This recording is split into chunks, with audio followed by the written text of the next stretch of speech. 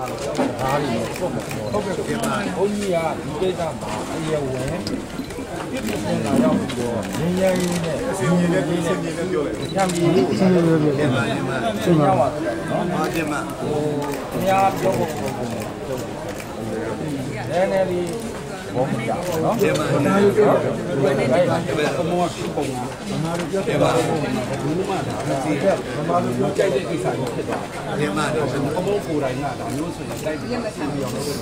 ဘုံကနိုင်ငံရောက်ဟောဒီမှာရိုက်နေတော့ဒီညီတော်မောင်တွေကရှိတယ်တို့အများကြီးအကုန်လုံးကဲတယ်မှာတို့အများကြီးတဲ့ကသူကိုယ်တိုင်တစ်ပွဲကြီးခုံတော့အဲ့ဒါတွေအများကြီးလူသားကြီးကိုရင်းစားတဲ့စိတ်အကုန်လုံးဝိုင်းလုပ်ကြတယ်ဘုံကြီးတစ်ပါးအနေနဲ့